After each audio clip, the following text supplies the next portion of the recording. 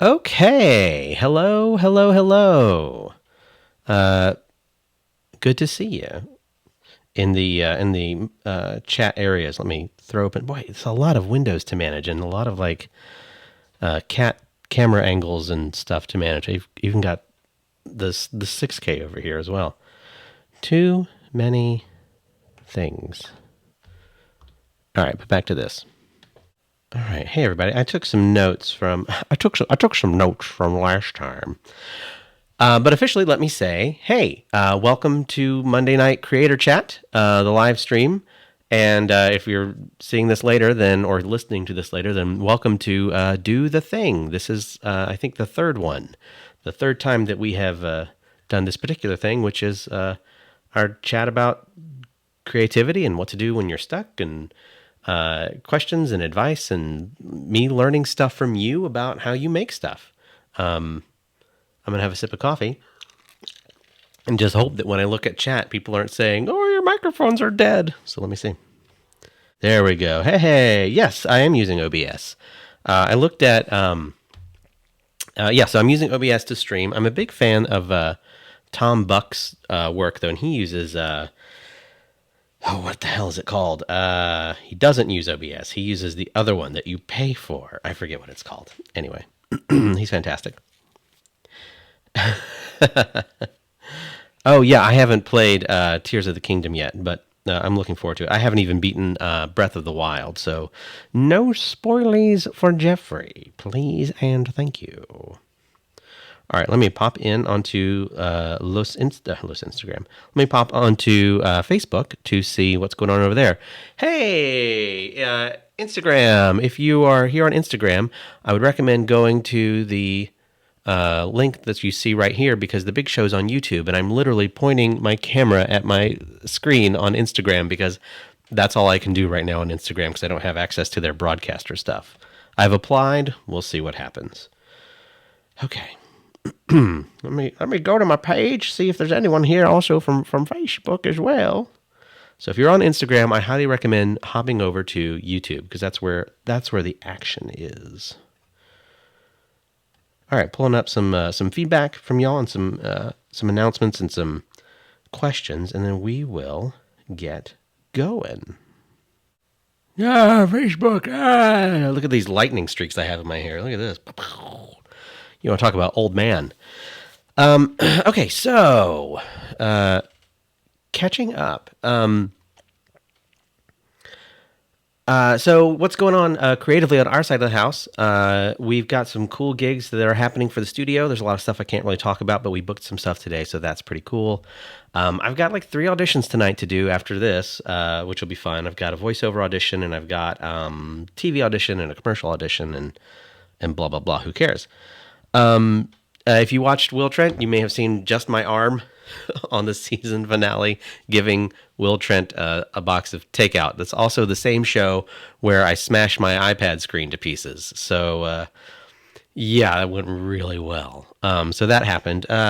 Also, I'm working on proofing. My hardback came in for the book that I'm kind of redoing, and I've been proofing that and checking that out. So it's kind of fun to have a hardback of that. I also have a paperback, but I'm just sort of checking to see if, if the print quality is any good and that kind of stuff. I'm just going through CreateSpace. It's super easy. Although maybe I'll get an ISBN and send it out to other places, but we'll see. So that's kind of what's going on there. Oh, biggest thing too is finishing edits on Nerd Time Chronicles, which is our new D&D show. It's a podcast. It's primarily an audio podcast, but we have a bunch of animated stuff that is in the Super Nintendo sprite style that we'll be using to make clips and shorts and stuff like that, using the characters. So that'll be super, super fun.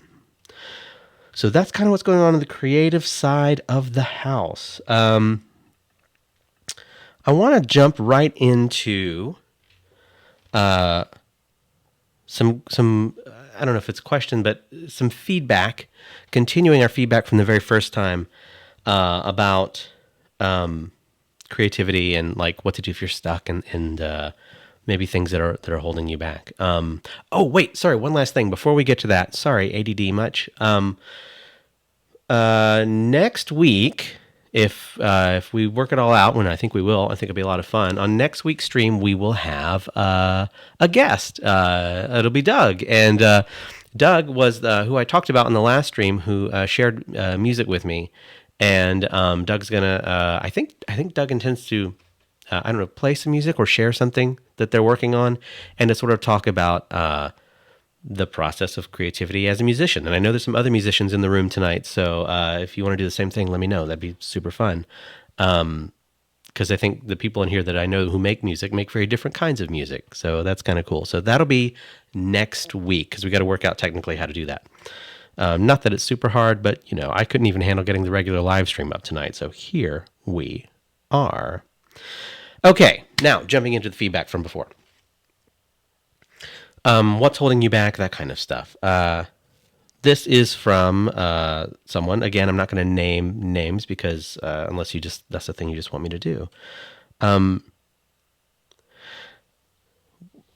They talk about a few things. They say, first they say, I'm probably going to answer this question more than once, which they did. And they said a few things that I can think of at the moment that that are like holding them back from doing things are, first, not knowing what I should be doing or working on to improve my craft until I get to where I want to be. So,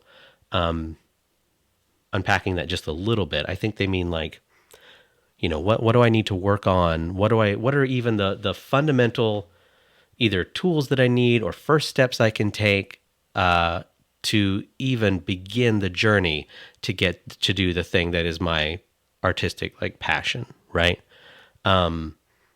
Sometimes you don't know where to start, right? And it can be that there are too many options, right? Or it can be that you feel like you're not equipped enough or that you don't know enough, right?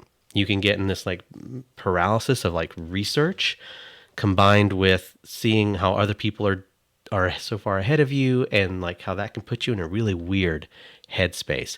So if you have any thoughts about how to even get started on whatever your thing is, I think this person's thing is voiceover. They want to get into voiceover, and they're grasping at kind of where to start. It doesn't have to be voiceover specifically, but if there is something that you know of that you want to share that is like, here's how I get started, or for my musicians, how do you go from having music in your head to putting it somewhere to then sharing it, that kind of stuff. How do you even know where to start or what to work on to get better, right? Sometimes all we can see are like our deficiencies. Here's all the stuff that I don't have. Here's where I am not, Yeah, so I hope that gets your wheels turning while I go through a couple of the other ones.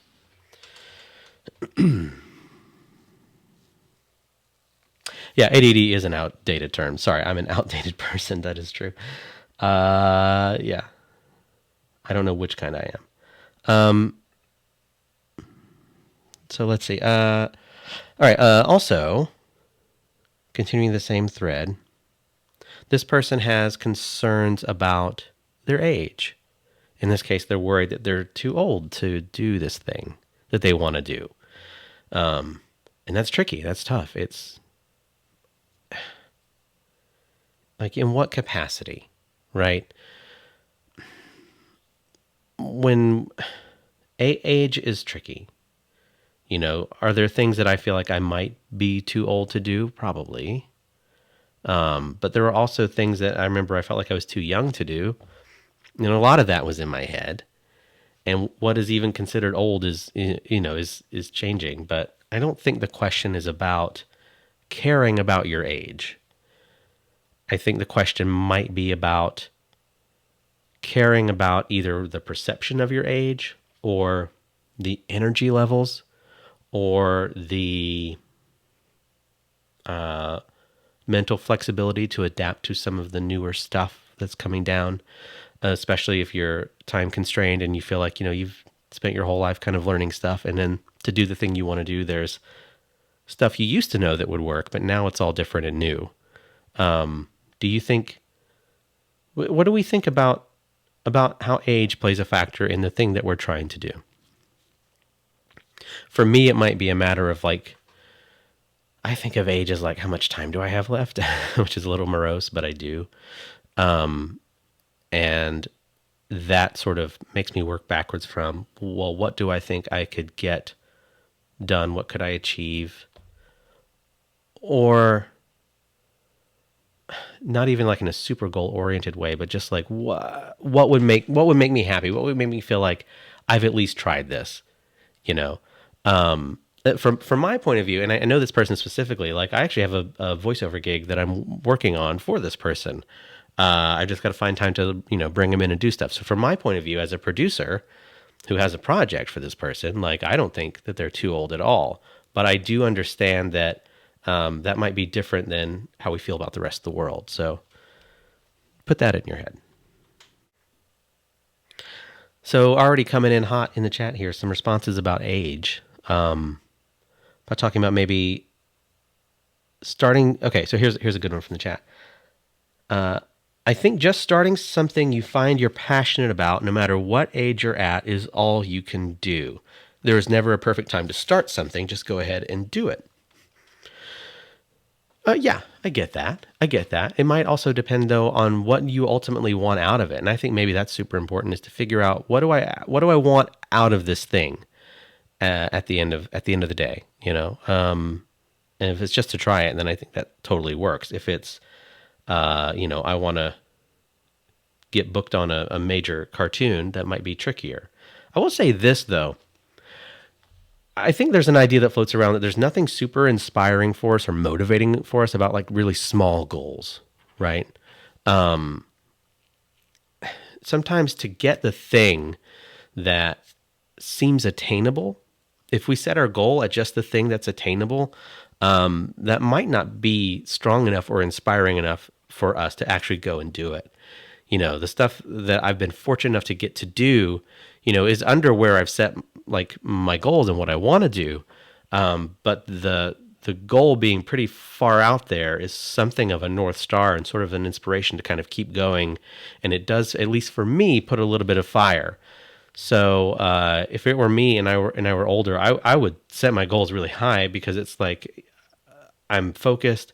I don't have as much time as I did when I was younger or as much energy, but this is a thing I want. So like that's sort of the path for me to getting kind of wackily obsessed enough with something to like really, really go for it. I don't know if that helps or is practical, but I think set your goal higher than what you think you could do. You should be a little scared of the goal. I don't know. That's me. I thought I was too old and then I did the thing anyway. Happy I did. I like that. Yeah, yeah, yeah, yeah. I agree. Okay, this is good. I really like this one. Continuing this discussion about age. On age, I find myself wanting to do the thing until I'm stable enough. Keeping myself alive and surviving is so much work, I feel too drained or burned out sometimes to be able to do the thing. Being young and working hard enough to keep myself afloat feels like an impossible task, let alone creating. Oh, amen. Oh, I get that. Oh, I get that. When I did my first 2 TV shows, I was probably overdrawn in my bank account. And like, I couldn't afford to pay rent anywhere. So I was living at a friend's house. I couldn't afford to drive to Atlanta. I was living in Columbus. I had some help, which kind of brings me to another thing that is in the same person's, our original commenter about who asked the question about age and who asked the question about not knowing where to start or what to do. They say, I have trouble asking for help, right? Related to that, we talked about this analogy, I think, sorry. So they said, I also have trouble asking for help. Boy, if I didn't ask for help, I'd be sunk. I mean, I don't know what it is. I don't know if it's American culture. You know that there's no such thing as a self-made person, right? There is just no such thing. Anyone who is anywhere that you want to be had help. Sometimes maybe they were born into a more advantageous position, like financially or whatever, because especially in our business, it's expensive. Maybe they were at the right place at the right time, got a lucky break. Maybe their brain is just wired in such a way that like they can't not pursue it, even if it is perhaps less healthy for the rest of their life. So then maybe they have a lot of the things that we might think of as success, but their rest of their lives might be something of a train wreck. Everyone has all kinds of different reasons why they do or don't make it to a certain spot, but I guarantee you they all have help. Somebody helped somebody. And so I think, if you if you need to ask somebody for, I don't know, not to be crass, but if you need to ask somebody for like some money, if you need to ask somebody for like a place to stay, for a introduction, it's the hand up and the hand out that we talked about last week, right? You can't just take, right? You can't do that. That's you're a sociopath if you just take, right? I'm not being medical here. I'm just meaning like it's not great. It's not great relationship wise to just try to take from people. But you also can't just infinitely give, especially if there's nothing left in your cup and your resources, right? But if you are trying to help people, especially, you have to remember that it's okay for you to ask for help as well. If I didn't do it, I'd be sunk. I mean, yeah, I would be absolutely sunk. So I don't know, my 2 cents.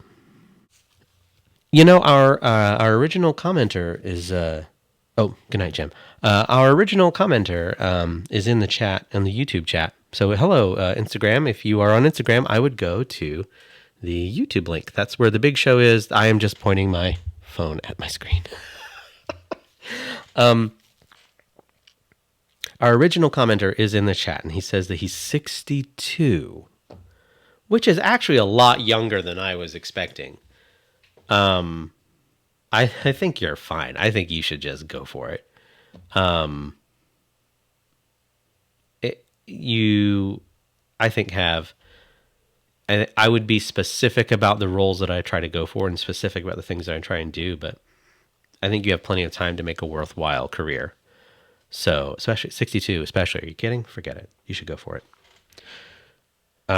From the chat, from the YouTube chat, every failure of mine has led to a significant breakthrough for me about who I am and what makes me happy in my work. And my success always stems from things that make me feel happy and hold my interest. Okay, I like that. I will say, I don't know if you experienced this. I don't know if my work always makes me happy, but I am happier than if I weren't doing it. Does that make sense? So that's just my 2 cents. Yeah. So if there's, I think if there's anything to take away from tonight, I do feel like asking for help is very important. I agree overall with the idea that whatever your age is, if it's important to you, you should try it. You should see how far you can get with it, and you should try. But you should really try. Like you should go hard. Like if you should really assess yourself, and like if like here are the things that I do that stop me from doing the thing that in my heart I really really want to do. You have to start the work to get those obstacles out of your way. And that work is individual to every person. There's no way for me to know what it is. You know what it is.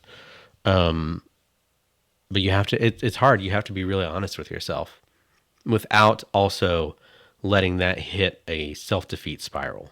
Oh, well, I have difficulty with this and this and this, and therefore I'm never going to be able to do the thing that I'm trying to do. It's hard. Like you can find ways to like know what your bad habits are, without, falling into the trap of just thinking that why even bother, maybe celebrating the things that you're doing well, learning the things that you're doing well, assess those too. Like what are my habits that stop me, and what are my habits that propel me, that get me moving, get me closer to where I want to be. No matter how small any of those victories are, I think you've really got to take them. If someone says you're good at something, it is okay to believe it. It really is. No one's you don't you don't have to you don't have to like share that with anybody if that makes you uncomfortable. But if someone says that you're good at something, then it's okay to believe that, and to use that to give you a little bit of courage to stand on to try whatever that next step is. Hey, Instagram. Once again, I'm going to, forgive me, YouTube. I'm going to make my announcement that if you are here on Instagram, I would go to this link, go to my YouTube channel. Just look for me on YouTube. It's at Jeff H. Because the big show's on YouTube. The Instagram stream is me pointing my phone at the screen. So if you're into that sort of thing, good for you. One day it will be better, and I'll post clips and stuff like that and some animated stuff. So, gosh, I'm trying to think if it's like story time or something, if I have anything that is helpful. I don't pretend to be helpful. I can just like share stuff that has happened, and if any of those experiences happen to be useful, you can take them and run with them. Okay, here's a story about help.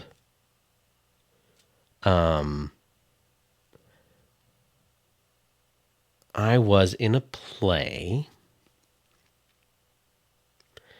and I was an adult. I was a young adult, but I was an adult. And I come from like no money. And everything, all of the tech and all the stuff that I learned on as a kid was like pawn shop stuff, or secondhand stuff, or discount stuff, or whatever. And my dad worked hard so that we could even have any of that. And none of it was necessarily new, but whatever. So I was an adult. I knew I could kind of get around on computers okay. I knew I could kind of get around Photoshop okay. And design stuff and edit stuff. I could do some video stuff okay. And I thought that maybe if I could get, I think it was like a MacBook. It's one of these white MacBooks over here, actually.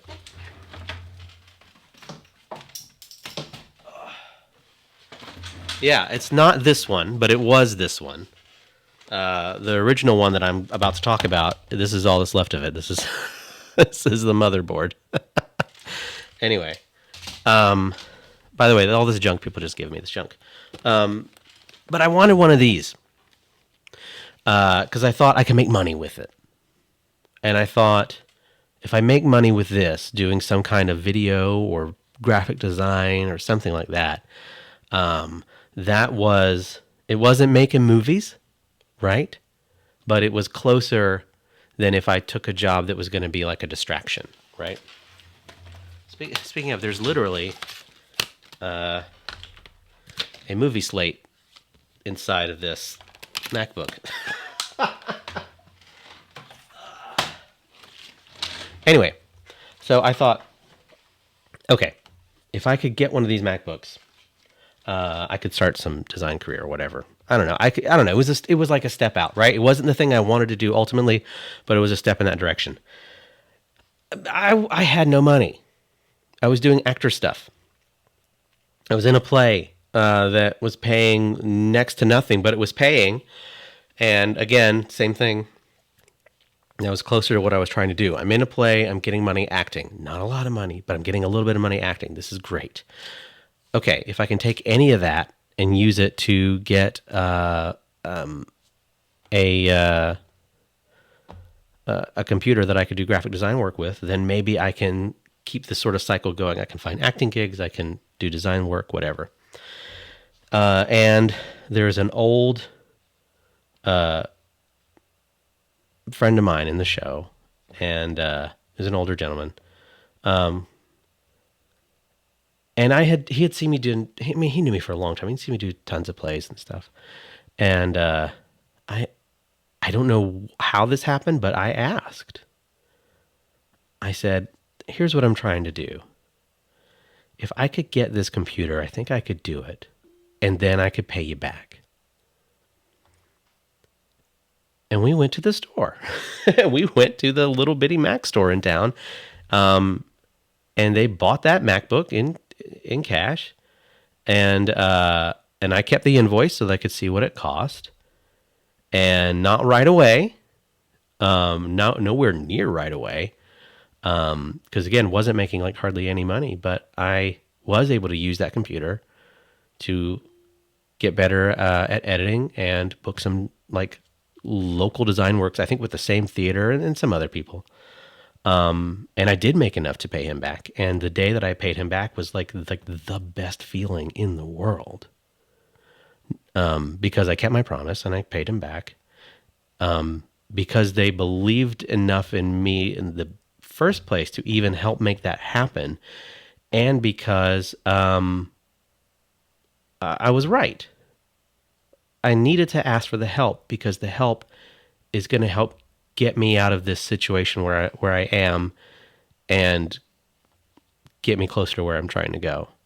And it was really, I mean, it was just it was an amazing feeling. It was an amazing feeling. So yeah, I don't know, blah, blah, blah. I'm going to check into the chat now. Yeah.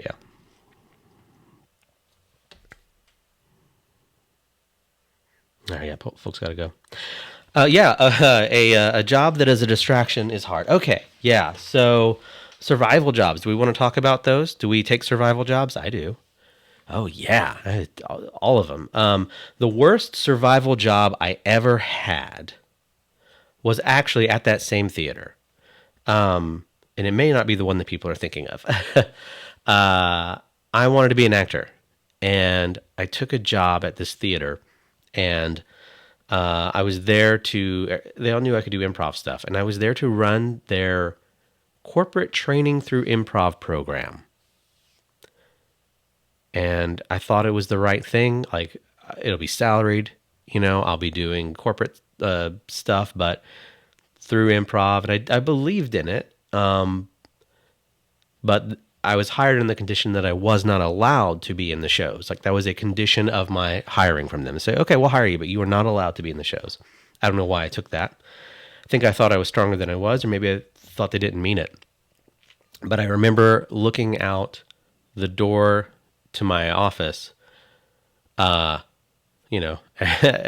day during the run of some show.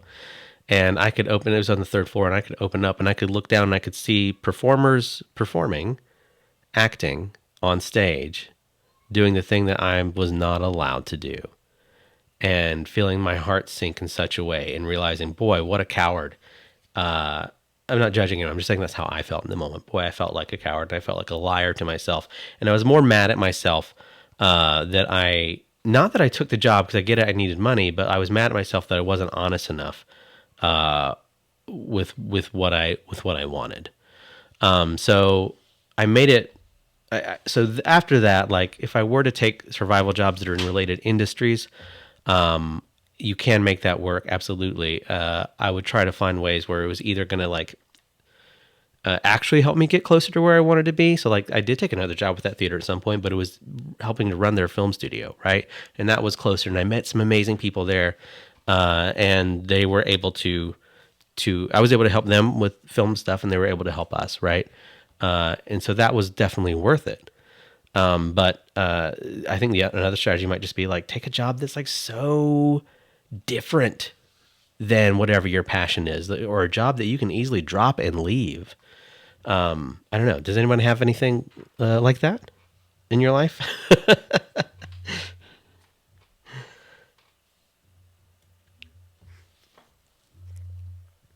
Okay, here's interesting. What are your thoughts on community doing the thing together and roadblocks to community, social media, post-COVID norms, etc.?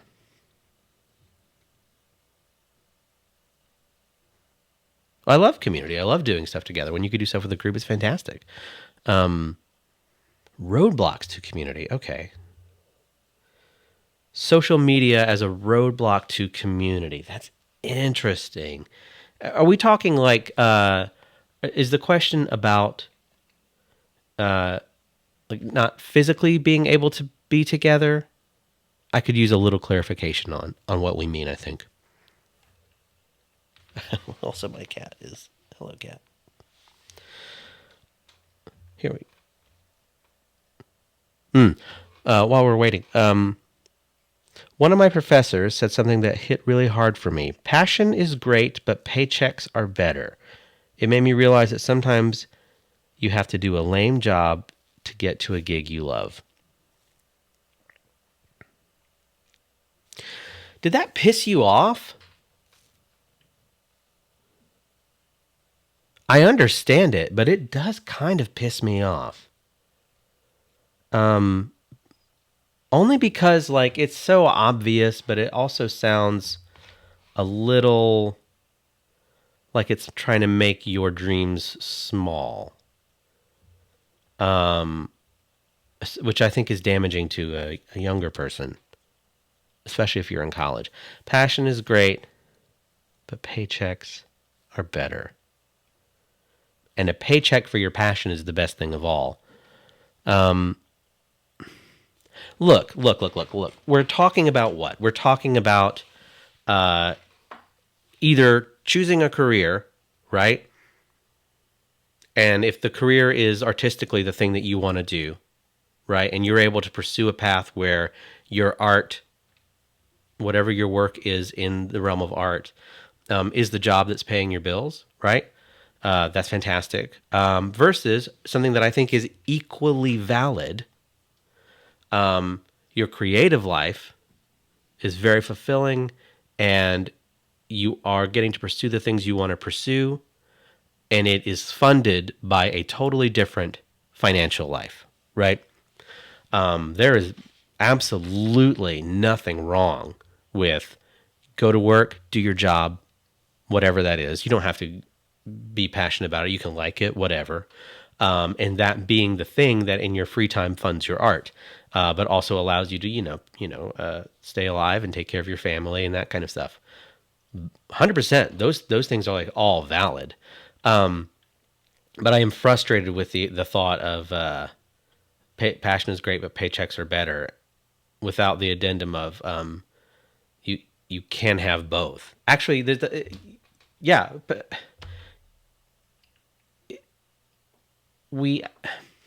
your stuff is worth making. Like I said it last week, I'll say it again. Your stuff is worth making, even if it's not shared with a giant audience.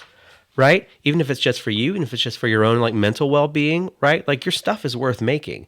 And if you have to do a day job that is completely unrelated to that, but allows you then in your free time to do the thing where you make your stuff, that's worth doing. That's passion and a paycheck. And someone might call that person a failed artist, and that person can go fuck themselves. Right? We talked about last week. Does the thing that you do have to make money for it to be worth doing? No, because you're going to die. And like your life's important, and what you make is important. Anyway, sorry about that. Yeah, Doug, he has a jobby job, and he uses that money to make music, and it's damn good music, Doug. Right? Like, not everyone's going to go sell out stadiums, but that doesn't mean you shouldn't go make your damn music. Because it matters. It matters. I enjoyed the hell out of the tunes that you sent me. Like, that connection. We're talking about community again. I will come back to your thing, Jay, but talking about community, like, and social media specifically, and I'm thinking about Doug right now again. Like I met Doug over Mastodon and YouTube and stuff like that, and now like we're sharing music and ideas, and he's going to come on the show. Like that's social media and community, and that's all that stuff's worth doing. Sorry, I'm so sorry to be.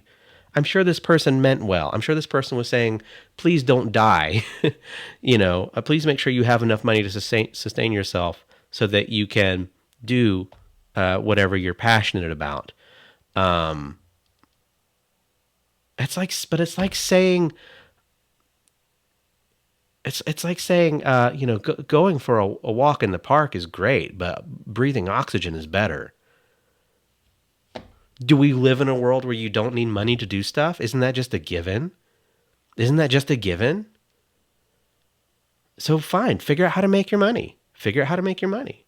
And if you find yourself in a situation where how you make your money lines up with making the artistic work that you really care about, fantastic, right?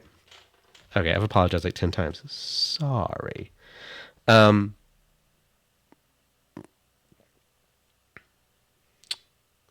did piss you off. Okay, good. I'm sorry. I'm just catching up.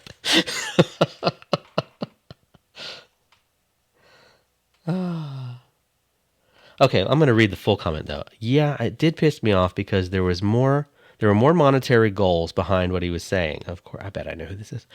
But I believe working hard and doing a job you love means you won't have to work a day in your life. Well, you will have to work, but you will love the work in theory. I mean, there are days where you don't want to tape on. My understanding is I know you want. I believe I understand that you want to go into acting. And there are days where it can be very hard because people can be very judgmental, and so much of it is about how you look and all of this other stuff. And then you find a way to get your sea legs on that, and then you're okay with that, and then you move forward anyway. And all of those weird things that it does to your head, you find ways forward through that. So you will definitely work, but it is work that feels fulfilling. And there are times where I've had, IT jobs or whatever, and they were fulfilling because I was able to get some new skills and was able to learn new stuff. And there were parts of those jobs where I could help people and I could communicate with people and I could use what I understand to help those people get a bigger audience through, I used to be a blogger, kids. They used to pay me money to write blogs. Oh boy. But it was cool because I was helping people find an audience and stuff. And that was fulfilling. And then that same IT gig. Okay, I think we can land on this now. To kind of bring it home, if you this covers the stuff we talked about at age, this covers the stuff we talked about making money, about day jobs, all of that. Let's bring it home with this. When you understand what you want and you would be happy with, what level of that you would be happy with, right? And you set your goal to go get it, right? And you mean it, and you realize I am going to die. And this is how much time I've got, whatever. You don't actually know that, but the focus of nothing's guaranteed. What do I want? I don't have forever to get it, right? That focus and that goal that feels a little too high for you to get to, helps you become very honest with people. And honesty and directness to me is a form of care and love for people, right? Hopefully they're honest back with you, but if they're not, what can you do? But you can be honest with them. And so I started getting into a habit after being burned on jobs. I started building this habit. Maybe I wasn't trying to be difficult, but I was being honest, saying, hey, I do this thing. In this case, I finally had an agent and all that other stuff. And I was like, sometimes I will get a booking. And when I get a booking, I just won't be here. And I need you to know that before you hire me. And I would say that, and they don't believe you. And they don't believe you. You're like, yeah, okay, yeah, whatever. I'm an actor. Yeah, okay, whatever. And then one day you get that booking. And you let them know. The first time you say, hey, remember when I said that I may just disappear? This is that day. And sometimes things work out with that employer and sometimes they don't. But at my IT job, my boss was amazingly cool. I think the first time I was out, he was a little startled. Like, okay, all right. oh, that's real? I'm like, yes. And it happened again and again and again over the years because I was there for a while. And we all were able to accommodate that. Now, I was fortunate in the kind of company I was at that we were able to be flexible like that. And I tried to work with the team, and I tried to hit my deadlines, and I tried to do all that. I didn't always make it because acting is crazy, but every time I had a gig, because I was honest and we had the understanding up front, I didn't feel bad when I went to do it. And the scary part is I was ready to lose that job if I needed to, which is my brand of weird and wacky and not a risk that I would advise to anybody at all.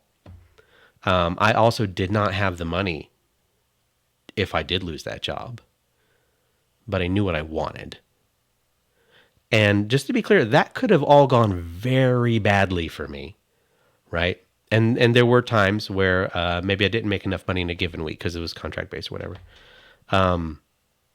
But I was okay living with that choice because I was looking in the long term. This is all getting me closer to what I wanted to do. So I think as we landed in tonight, you just got to be honest with yourself. You've just got to be honest with yourself. What do you want? What are you trying to do? And you've got to be willing to communicate that honestly with other people. Because you know what's cool is when I was starting to book those gigs and I was like, I can't come in the office because I'm doing a TV show. My boss started to think it was cool. It was like, oh, hey, neat. Oh, you really, this is something you really care about. And it was exciting. And I was pretty charged up to go back to work after I'd done it because I had I got to play hooky and had a field day the day before, right? People will get on board with you. People will get on board with you. If you know what you want and you're honest and you mean it and you trust yourself and you believe that you can do it and you go for it, people will get on board. If your creative thing is not something you want to make a career, but something that you want and it's a real hobby that you really care about, let people know you care about it. And the people who love you will get on board and they will make room for you to do that because they understand that it's important to you, right? And you're important to them. So yeah, I think that's where we'll wrap for tonight. I appreciate everybody who came in. Hello, Instagram again. Instagram, blah, blah, blah, speech about the link down here on YouTube.